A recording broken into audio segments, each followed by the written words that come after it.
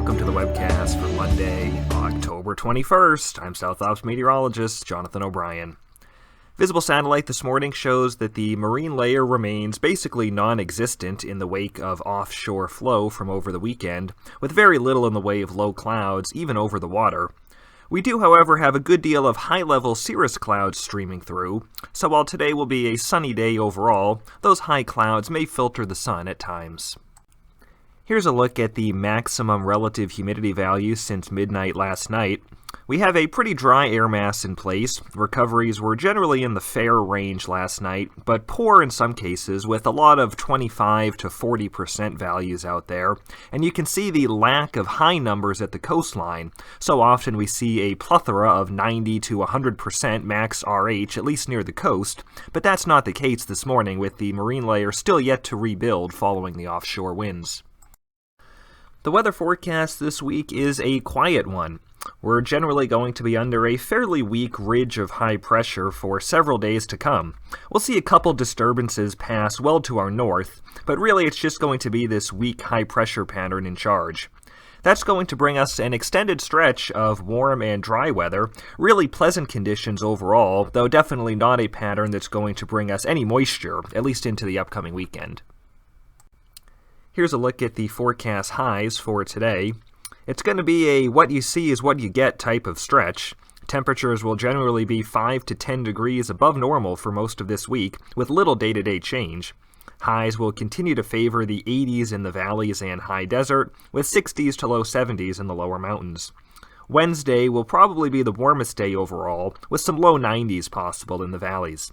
So again, really a pleasant stretch with warm but certainly not hot conditions, and cool overnights as well thanks to the dry air mass. Speaking of the dry air mass, here are the forecast minimum RH values for today.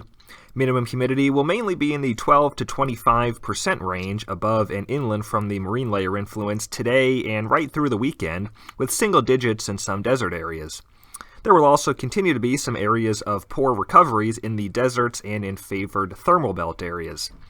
The marine layer will slowly rebuild this week. It'll remain shallow overall, but likely deepen into the 1,500 to 2,500 foot range from about Thursday night through Saturday morning, then may become a little shallower once again. And in terms of wind, I don't have much for you there either. It's generally a more onshore flow regime this week, but very light, and winds will primarily be driven by local diurnal and terrain effects, at least through Saturday or Sunday. Gusts will mainly be 20 miles per hour or less. The only potential weather item of interest comes just beyond the end of the forecast period. By early next week, weather models are in pretty good agreement that a deep trough will impact the west coast.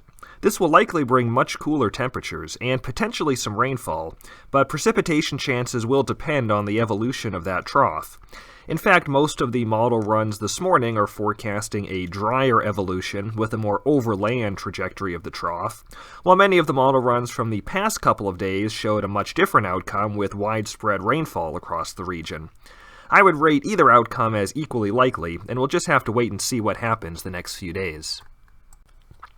In the meantime, this persistent warm and dry weather will have some notable effects on our fuels this week.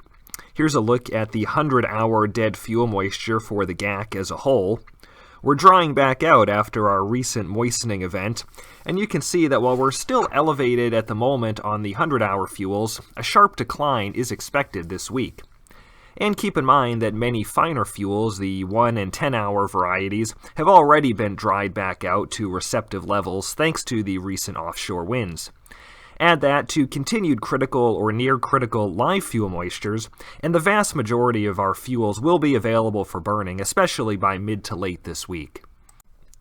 As a result, the large fire threat this week is best described as low but present due to the warm and very dry conditions, but a lack of any significant winds. It's definitely on the lower side today as we continue to dry those heavier fuels out, but you'll likely see that area-wide large fire probability number gradually increase this week as we stay warm and dry. Expect light to moderate initial attack activity across the region through the weekend. And we'll wait and see what happens with that system next week.